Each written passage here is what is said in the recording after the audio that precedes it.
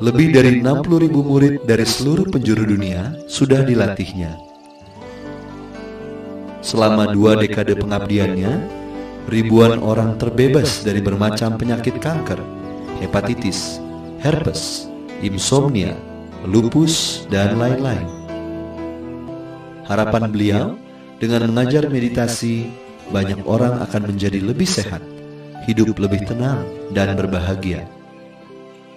Pikiran harmonis adalah tujuan utama meditasi kesehatan. Terhindar dari pikiran sombong dan bangga ketika tubuh dalam keadaan kuat, dan terhindar dari pikiran sedih, tertekan ketika tubuh dalam keadaan sakit dan lemah. Seperti apapun kondisi tubuh kita, yang terpenting adalah tetap menjaga pikiran dari penderitaan karena kekotoran pikiran. Demikian ujar Yang Mulia Bhikkhu Bodhi, seorang pakar agama Buddha dunia yang pernah mengikuti meditasi ini. Lebih lanjut, beliau mengatakan bahwa Pak Merta Ada sudah mengembangkan dan meramu meditasi ini dengan sangat ilmiah. Jadi rekan-rekan Sedharma, tadi saya membimbing mengajak meditasi.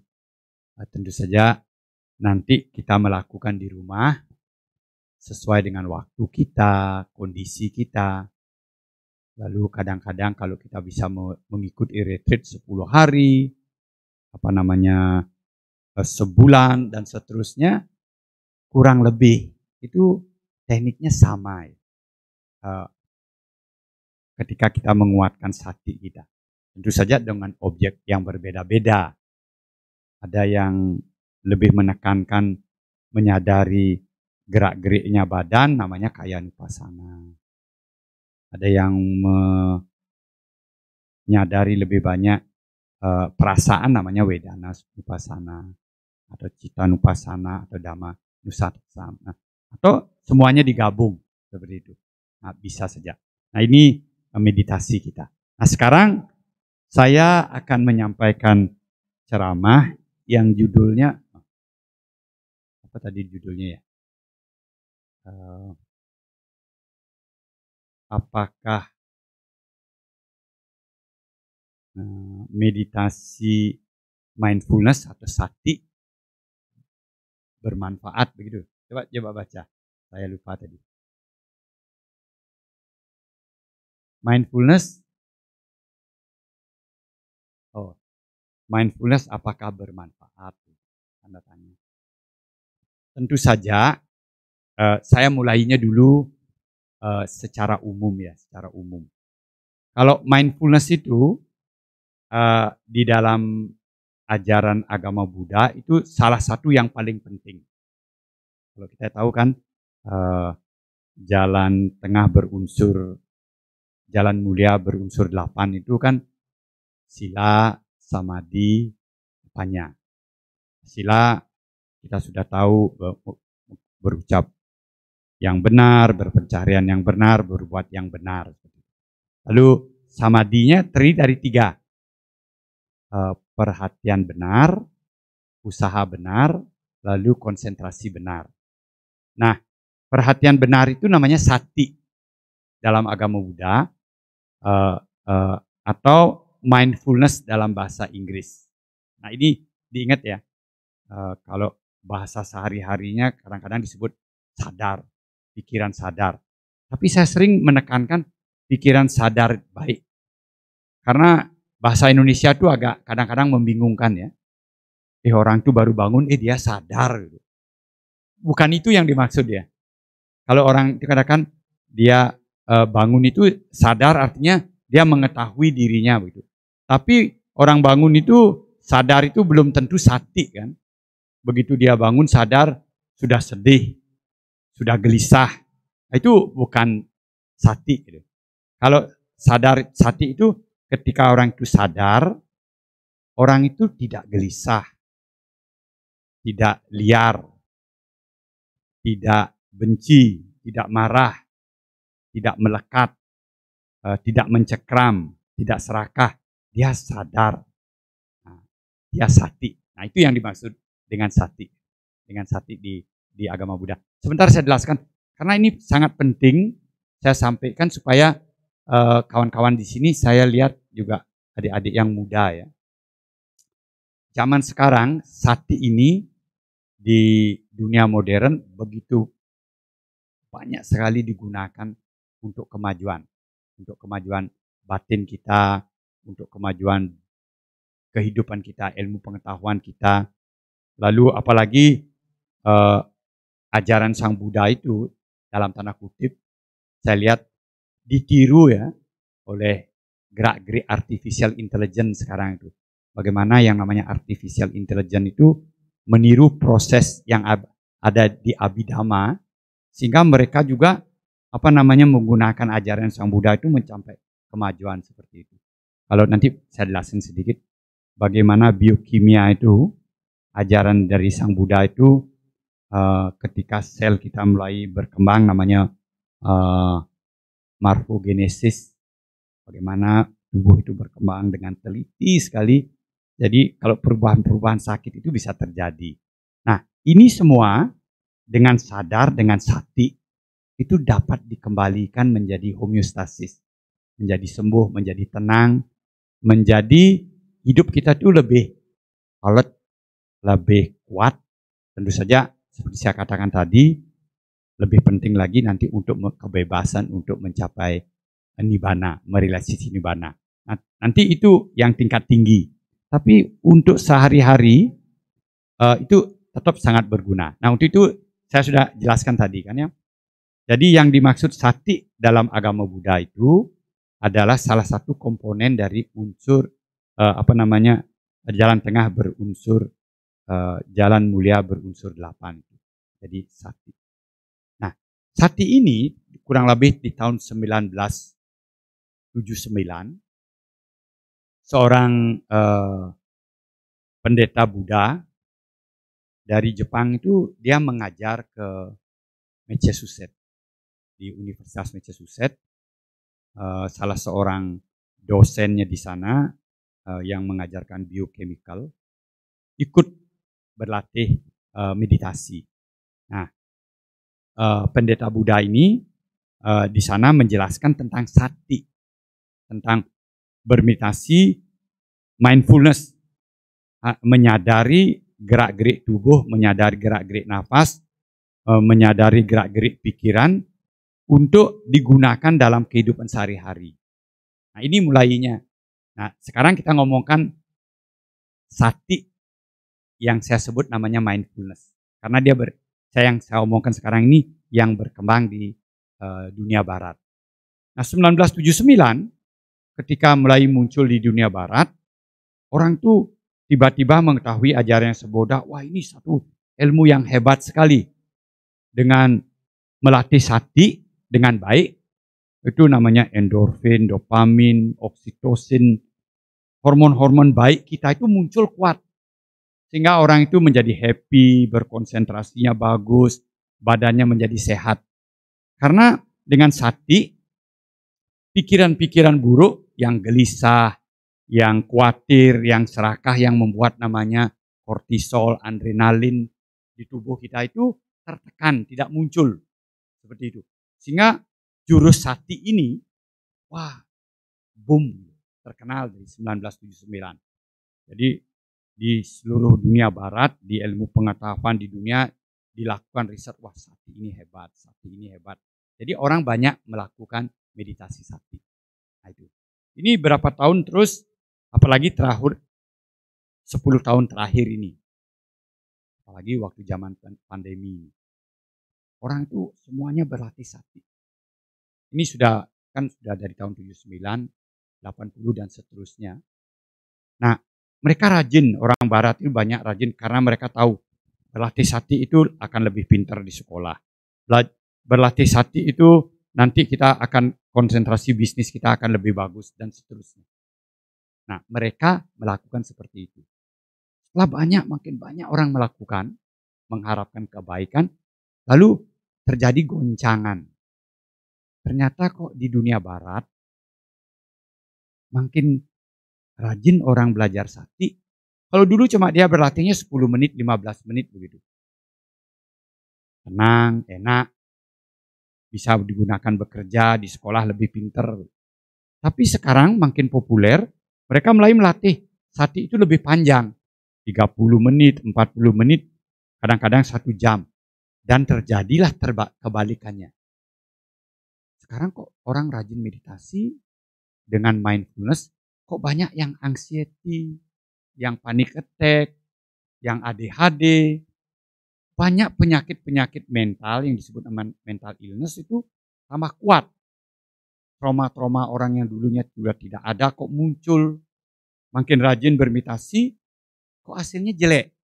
Lalu riset mulai dilakukan lagi. Nah, kenapa saya memberikan ceramah judulnya seperti ini? Karena saya membaca riset yang terakhir bulan Januari tahun 2024. Kan baru-baru ini riset itu saya baca. Dunia barat mulai meragukan. Itu mindfulness yang diajarkan itu tidak seperti yang dulu digambar-gemborkan. Bagus ini, bagus untuk ini, bagus ini, dan seterusnya seperti itu. Ternyata sekarang ini diriset dengan teratur, orang melatih mindfulness yang dimaksud di dunia barat. Kalau saya bilang mindfulness yang sekuler atau perhatian yang sekuler, itu ternyata akibat buruknya banyak. Kenapa? Nah, ini yang ingin saya sampaikan. Saya guru meditasi kesehatan dan ketenangan. Saya melatih sati. Tentu saja ditambah nanti dengan penekanan-penekanan yang lain. Sudah 32 tahun ya saya melatih. Itu saya dengar tadi profil saya itu dibuat 10 tahun yang lalu profil saya. Sekarang murid kita sudah hampir 126.000 orang di seluruh dunia yang pernah ikut dengan saya berlatih sati. Yang saya latih sati ini adalah, kalau saya boleh katakan 99% adalah Buddhis. Hanya saya manfaatkan untuk kesehatan dan ketenangan sehari-hari untuk yang universal. Jadi semua agama boleh ikut. Tapi kalau kita Buddhis, tinggal menambahkan saja pengertian kita anicca, dukkha, anatta, dan pratitya samupadanya sudah betul-betul menjadi samatha vipassana meditasinya yang saya latih seperti itu. Nah sekarang saya mau jelaskan, kenapa ya terjadi seperti itu di dunia barat sekarang. Makin sering orang berlatih meditasi yang panjang-panjang, hasilnya banyak yang jelek.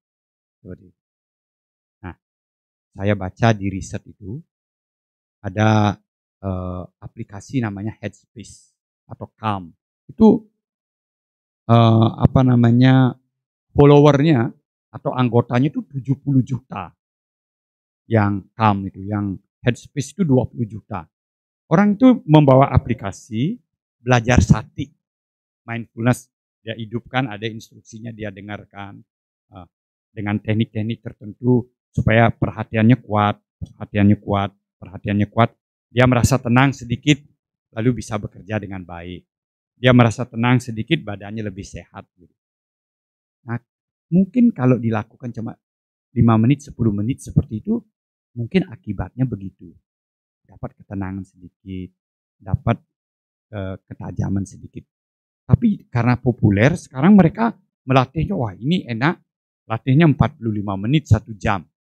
Nah, apa yang terjadi? Nah, ini yang saya ingin sampaikan. Kalau orang hanya melatih perhatian saja, supaya dia pinter, supaya dia tajam, ini mengarahnya kan hanya ke perhatian saja, lebih ditekankan. Jadi orang itu lebih sensitif masuknya. Nah kalau tidak diikuti, dilindungi oleh sifat-sifat yang baik, karakter-karakter yang baik, kualitas pikiran yang baik yang lainnya, dia mudah berbeloknya, istilah saya, ke kiri. Umpamanya begini, di barat pada umumnya, mereka melatih sati tidak memperhatikan sila. Maksudnya dalam kehidupan sehari-hari, mereka tetap mabuk-mabukan, lalu mereka tetap katakanlah melakukan yang benci, marah, kuat, sampai membunuh umpamanya begitu. Lalu mereka serakahnya sampai mencuri dan seterusnya, sila itu.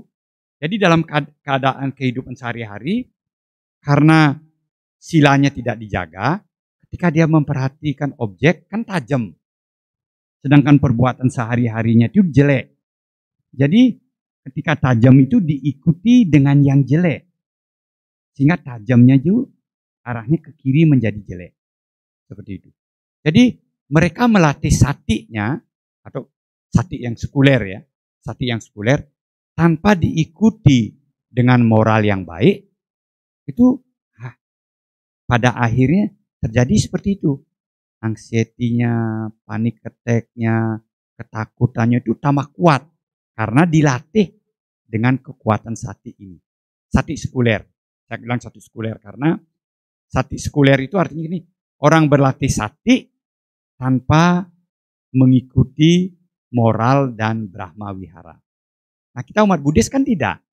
Makanya tadi ingat waktu saya katakan sebelum bermeditasi, ingat untuk membaca Namo Tassa Bhagavato, lalu setelah itu Budang Saranang Gacchami, lalu Pancasila.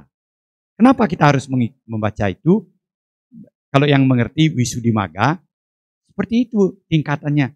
Sebelum kita menguatkan pikiran kita, sati kita harus membersihkan dulu moral kita, sila kita.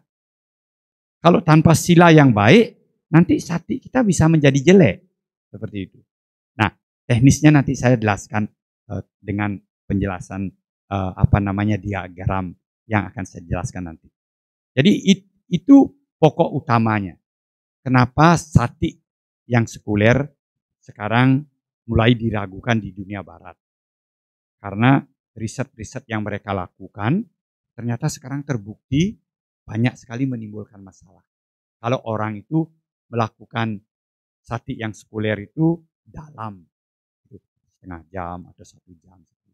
Saya sendiri mengalami, mungkin saya sudah pernah sebut di sini. Kurang lebih 12 tahun atau 15 tahun yang lalu, 2 sarjana Berkeley University dari Amerika, mereka punya PhD, datang ke Bali, ke center saya, melihat, loh orang belajar meditasi di Bali Usada, pikiran baik, pikiran harmonis itu lama, 7 hari, duduknya 1 jam, kok tidak ada yang stres, tidak ada yang anxiety, tidak ada yang panik, dan seterusnya. Kok bertambah baik? Karena semua murid saya, sama dengan kita di Buddhis juga, ketika dia mengikuti meditasi dengan saya tekankan moral itu. Selama dia ikut meditasi, umpamanya tidak ngomong, tidak nulis, tidak membaca, harus hidupnya teratur. Lalu dalam ceramah-ceramah saya itu nanti saya jelaskan, saya memberikan inspirasi bagaimana kita supaya jadi orang itu tidak kejam. Artinya tidak membunuh. Bagaimana kita jadi orang itu jangan hanya mementingkan diri, serakah, dan seterusnya. Artinya kalau yang keras kan tidak mencuri. Bagaimana kita dalam kehidupan sehari-hari itu jangan liar. Usahakan hidup kita teratur, mengikuti aturan-aturan yang ada, yang keras itu kan berzina. Seperti itu. Itu semuanya adalah perkembangan-perkembangan yang perlu kita perhatikan sehingga latihan meditasi kita itu akan banyak gunanya.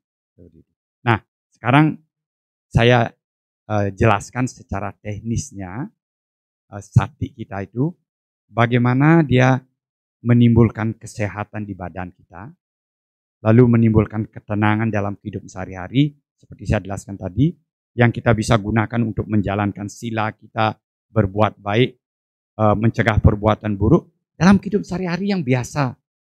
Ketika kita berbisnis, ketika merangkul anak kita, ketika kita makan, supaya kualitas pikiran kita itu bertambah baik.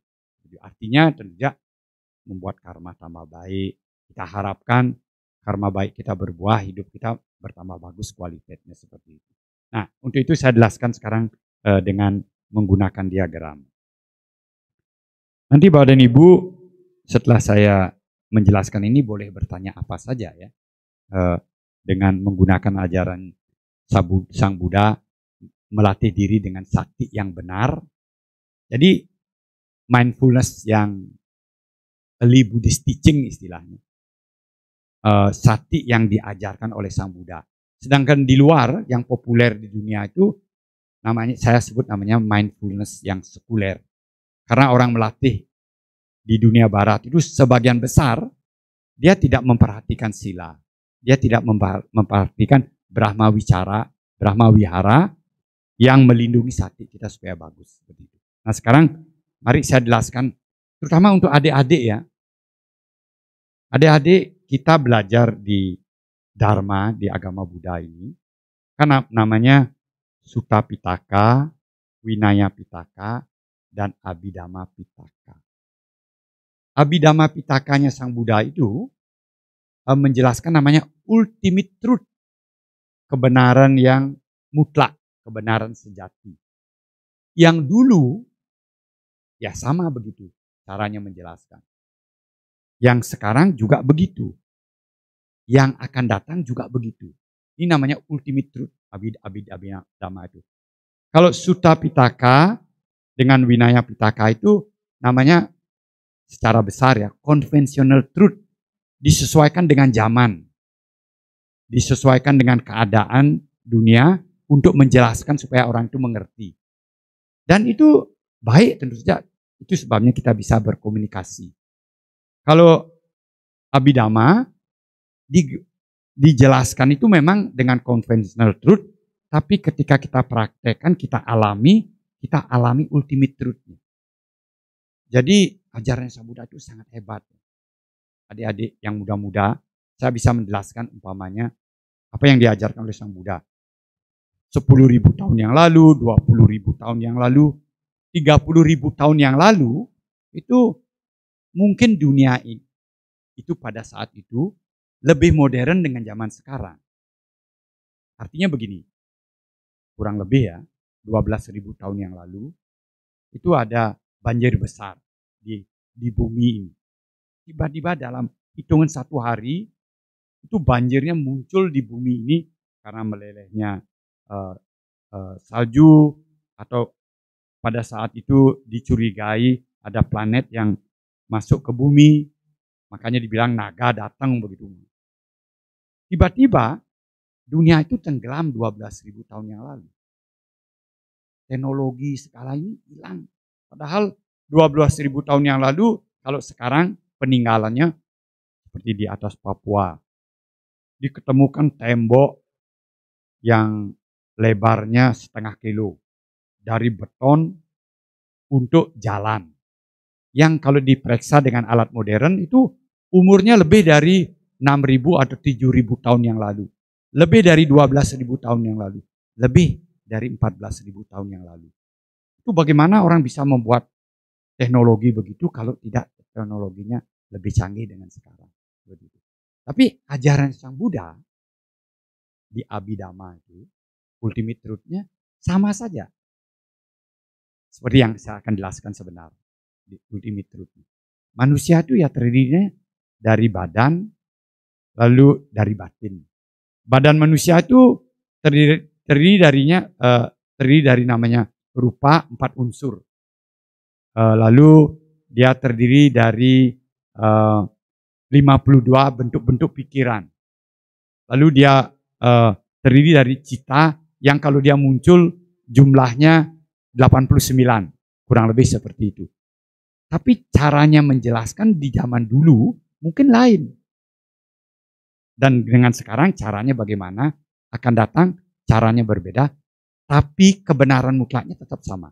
Gitu. Nah untuk itu saya sampaikan supaya kawan-kawan mengerti. Terutama adik-adik yang muda, ini akan mendengarkan ceramah saya ini akan mudah mengerti. Karena saya buat sistematis berdasarkan apa yang saya pelajari di Abhidhamma. Lalu adik-adik mengerti, oh sebetulnya proses berpikir, proses batin kita, proses badan kita seperti ini. Lalu karena kita mengerti, melihatnya, kita mau mengembangkan diri kita itu gampang. Maksudnya gampang itu bisa. Tentu saja perlu perjuangan karena kita lahir dengan karma yang berbeda-beda, kekuatan, kelemahan berbeda-beda, tapi jalannya kita tahu seperti itu. Nah sekarang saya mulai jelaskan.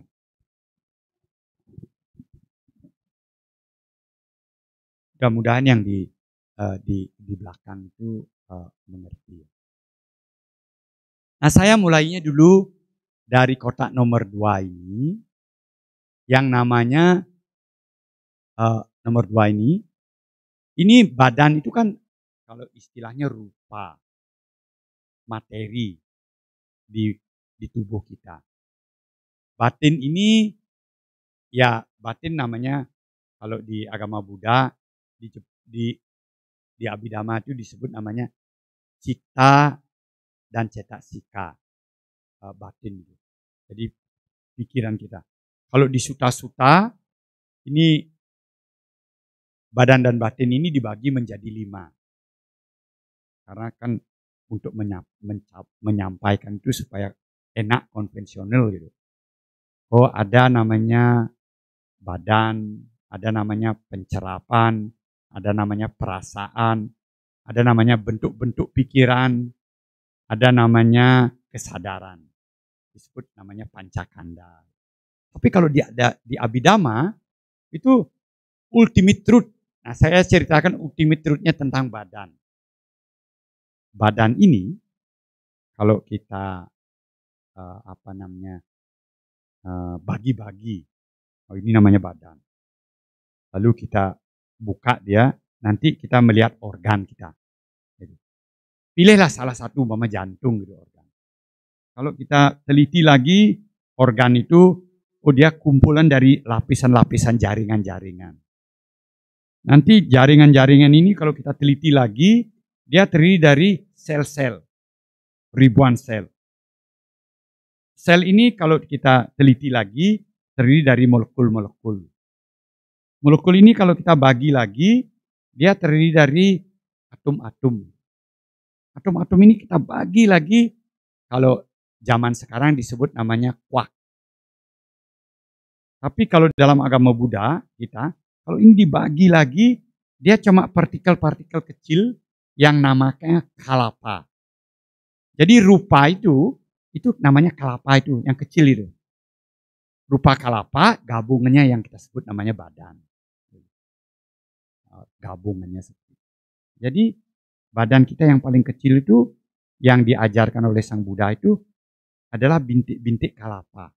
Nah, kalau dibagi lagi, itu dalam agama Buddha kita dijelaskan namanya 4 unsur. Unsur api, unsur angin, unsur tanah, unsur air. Jadi Sang Buddha itu menjelaskan sampai di ultimate truth-nya. Kalau dunia sekarang, saya singgung sedikit, dunia sekarang itu menyebutnya namanya God particle atau boson particle, yang kalapa itu. Nah, kalau di agama Buddha lebih dalam lagi. Sang Buddha bagi itu lagi menjadi 4 unsur itu, seperti itu.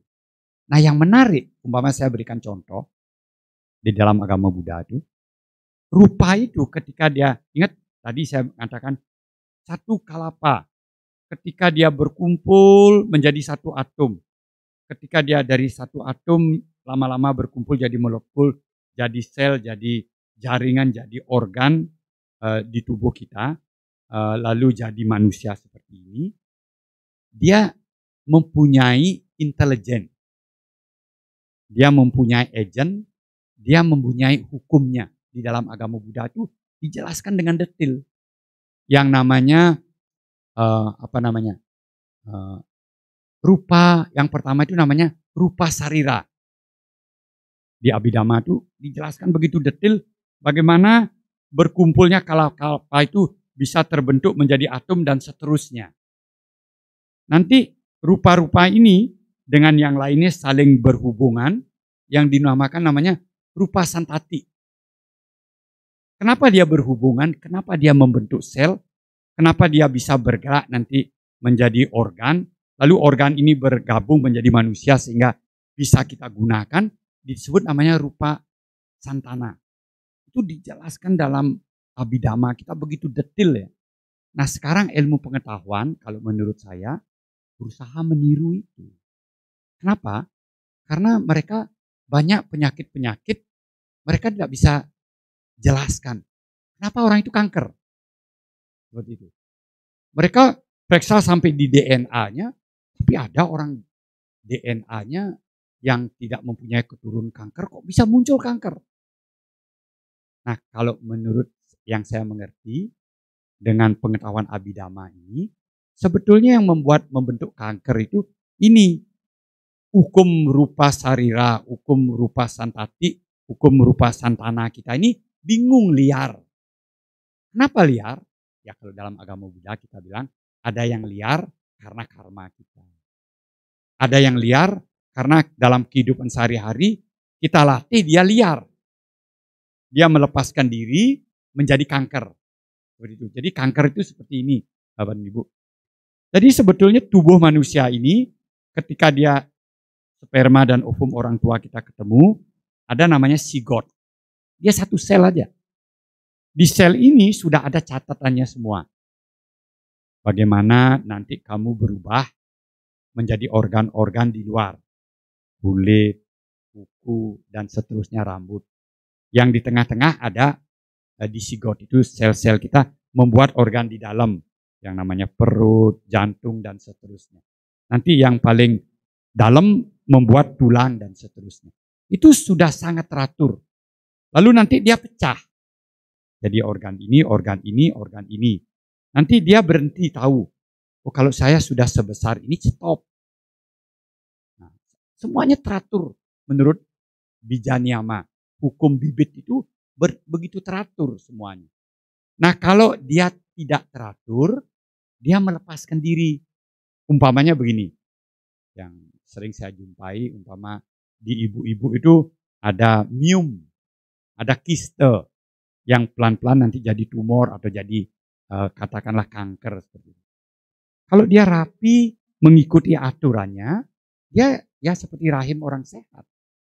Tapi salah satu selnya itu mungkin diganggu oleh zat kimia, mungkin diganggu oleh virus, mungkin diganggu oleh karma, mungkin diganggu oleh pikirannya yang terus-terusan liar, mau menang sendiri saja, pokoknya tidak peduli dengan orang lain, kuat liar, dilatih satu selnya itu menjadi liar, dia tumbuh menjadi besar.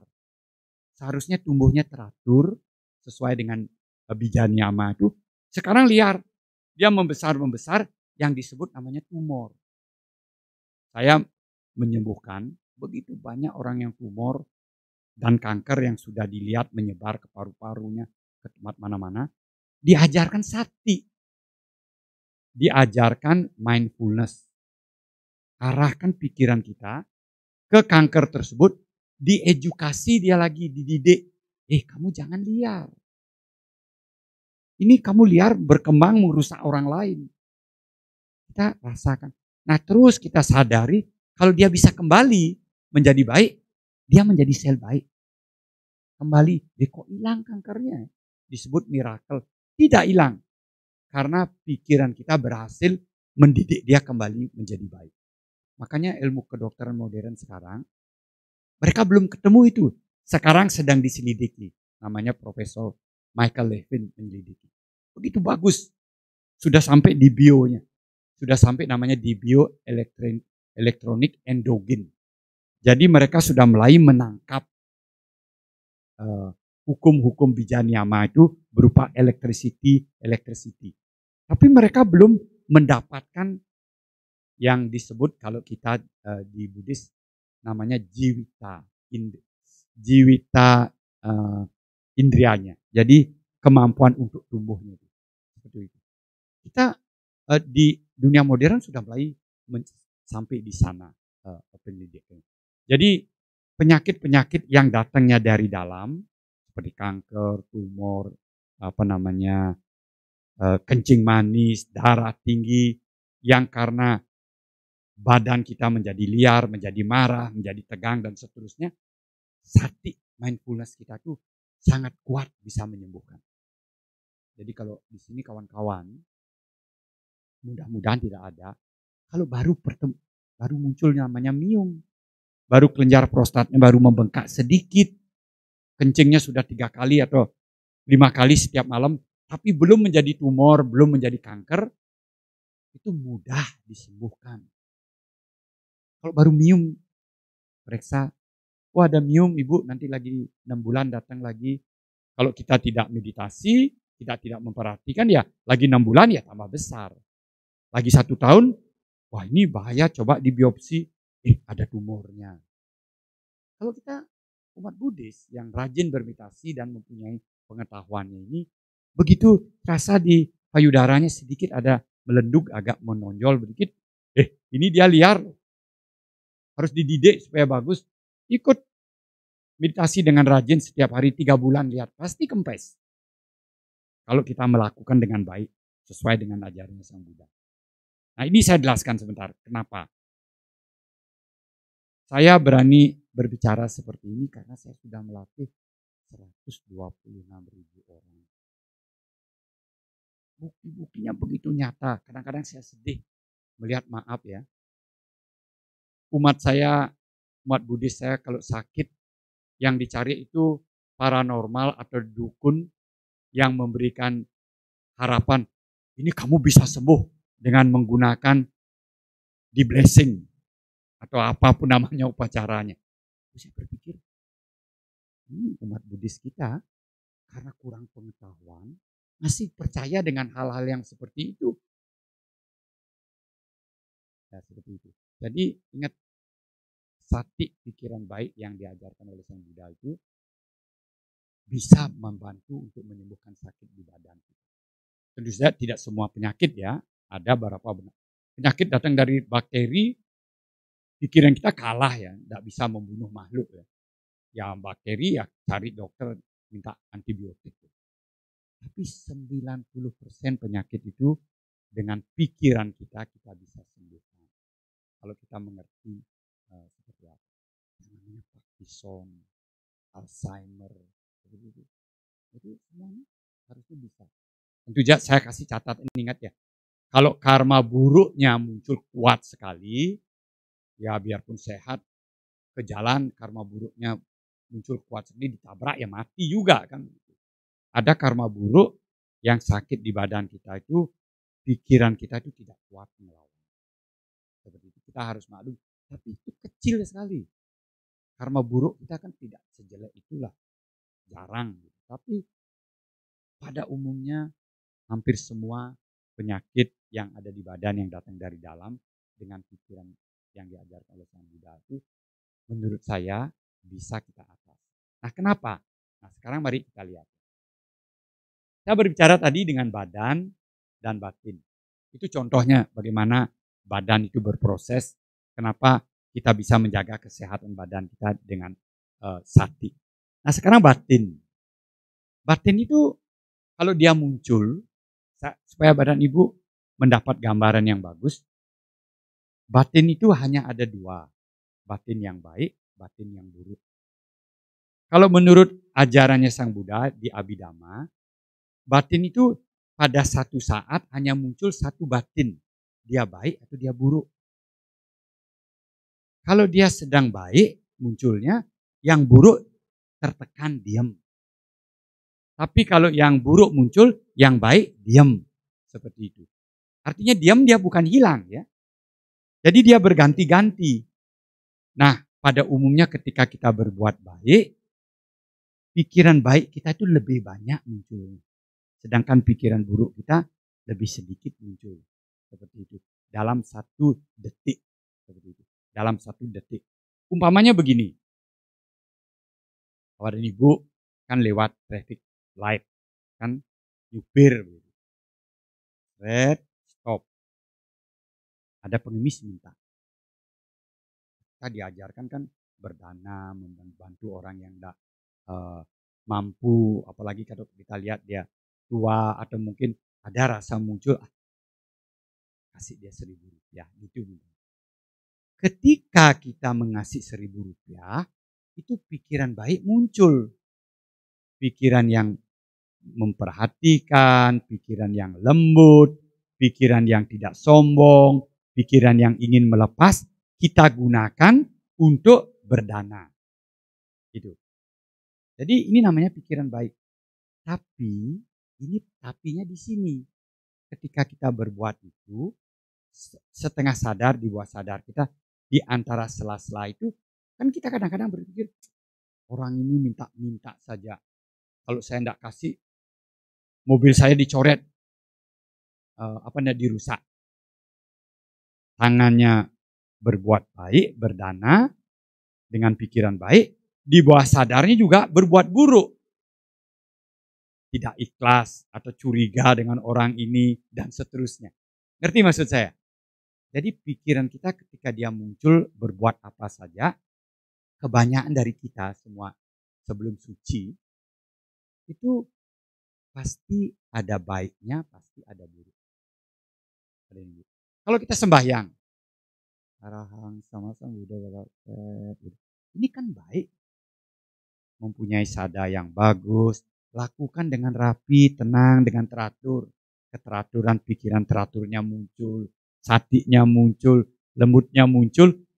Pikiran baik kita waktu kita sembahyang itu lebih banyak muncul. Mungkin dalam 1 detiknya bahasa saya 90% baik.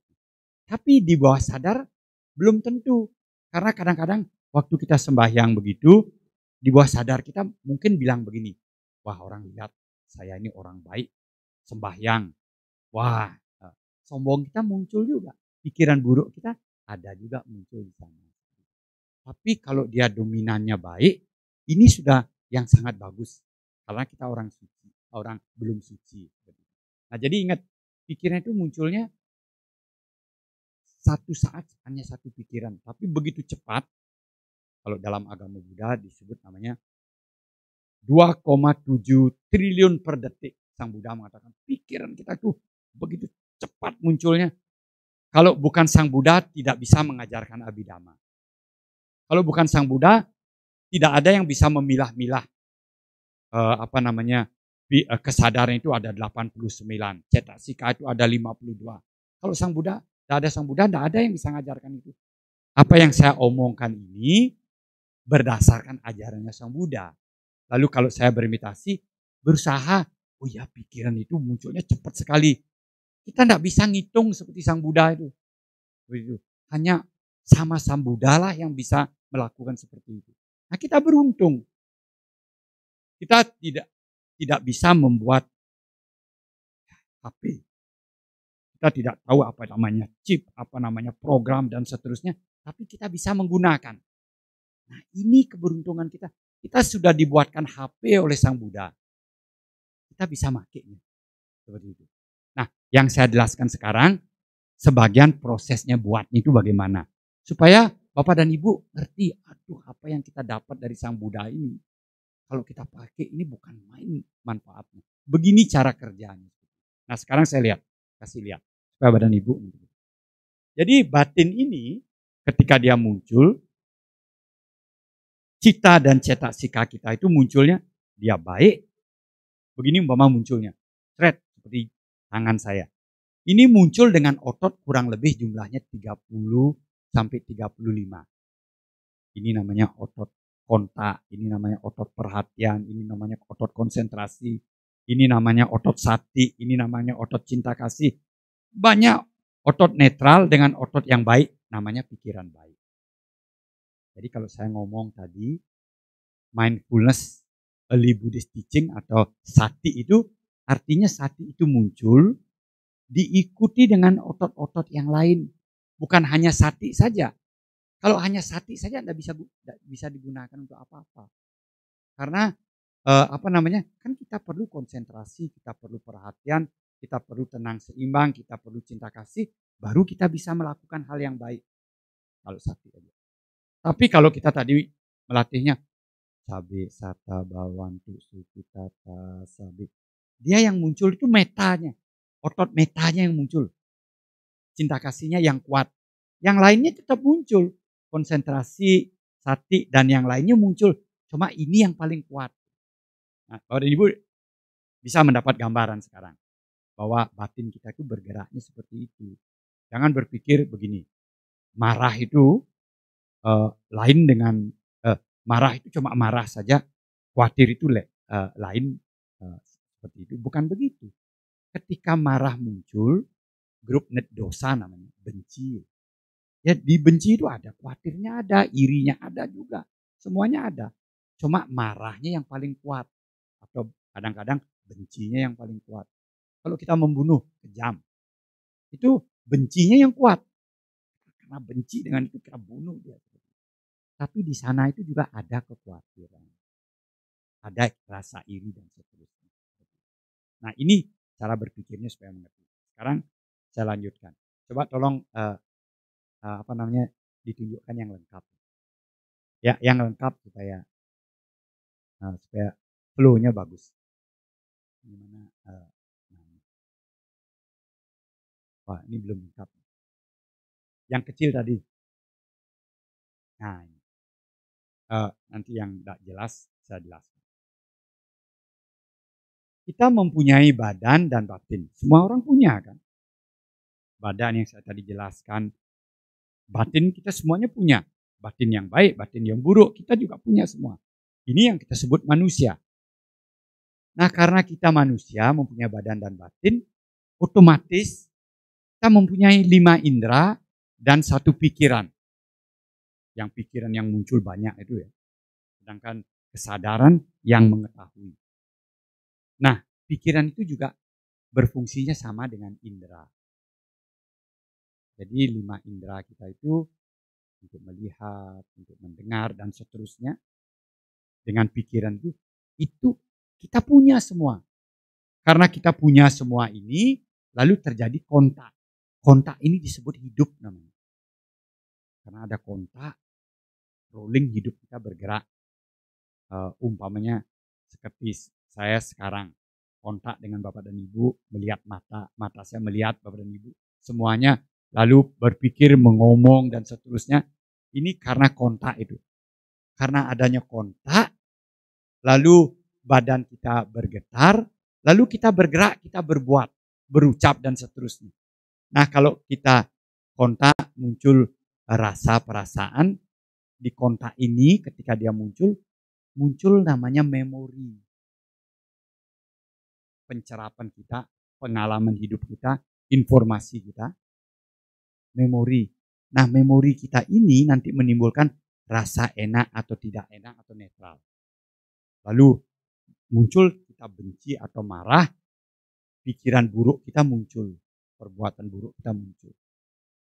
Kalau kita sudah latih, muncul enak atau tidak enak dan seterusnya, kalau kita latih sati, kan tadi, kalau gelisah tidak enak muncul, kita tetap tenang seimbang, sati. Kalau serakah muncul, kita tidak ikuti, kita tenang. Jadi kita itu ke kanan. Pikiran baik kita ini ke kanan. Ke kanan terus. Pikiran buruk kita ini ke kiri, ke kiri. Apapun yang kita lakukan di dunia ini. Yang namanya meditasi, namanya perbuatan yang kuat kita lakukan.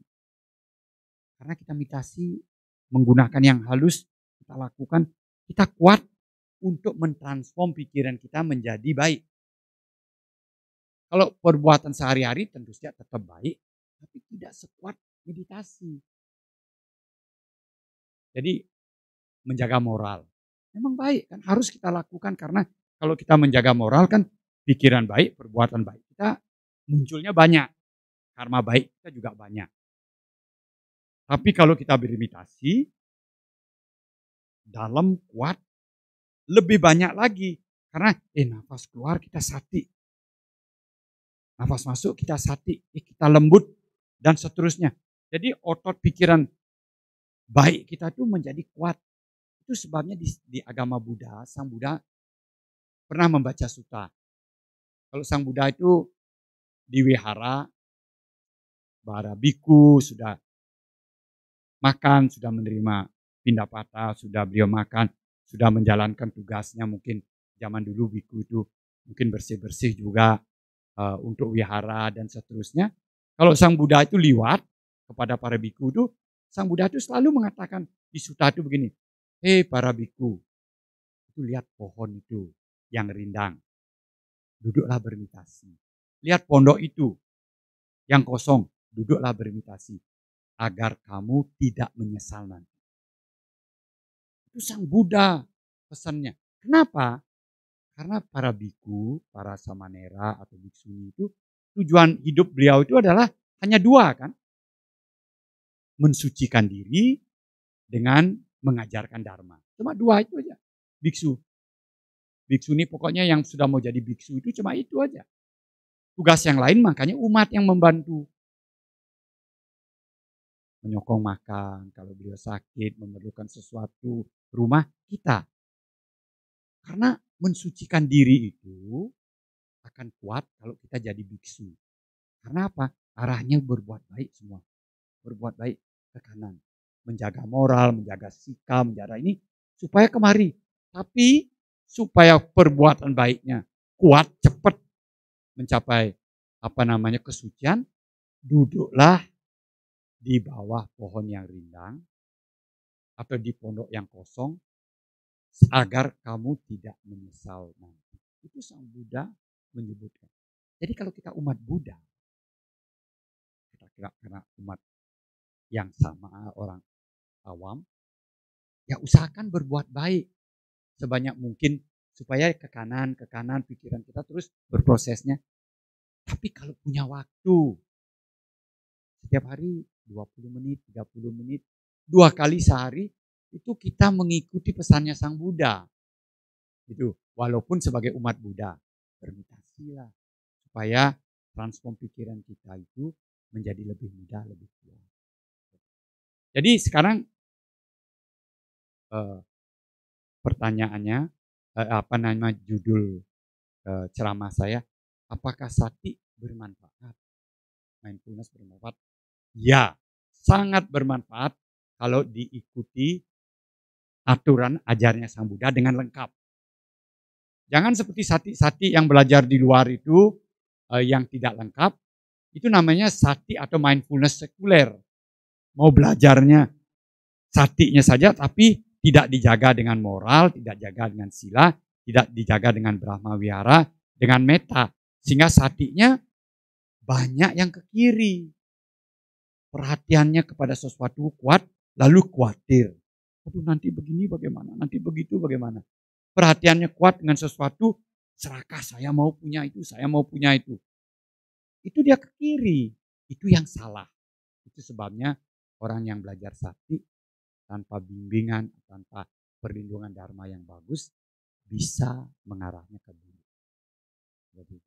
Nah mudah-mudahan penjelasan saya ini, terutama untuk adik-adik yang muda, supaya mengerti. Jangan percaya dengan berita di internet yang kadang-kadang tidak bisa kita pertanggungjawabkan. Banyak di internet itu yang bagus kan, meditasi, sati, cinta kasih itu menghasilkan hal yang baik dan seterusnya. Tapi zaman sekarang kalau kita serius, mulai para ahli riset itu meragukan mindfulness atau sati. Tapi kita umat Buddha tidak ragu. Karena saya atau kita umat Buddha tahu sati yang salah itulah yang membuat problem. Jadi kalau maksudnya perhatian, bukan sati. Kalau sati itu pasti betul. Sedangkan sati yang kita pelajari, sati dari ajaran guru kita namanya early teaching Buddhist. Jadi ketika Sang Buddha mengajarkan sati yang seperti yang saya jelaskan. Nah sekarang mungkin sampai di sini dulu dari saya.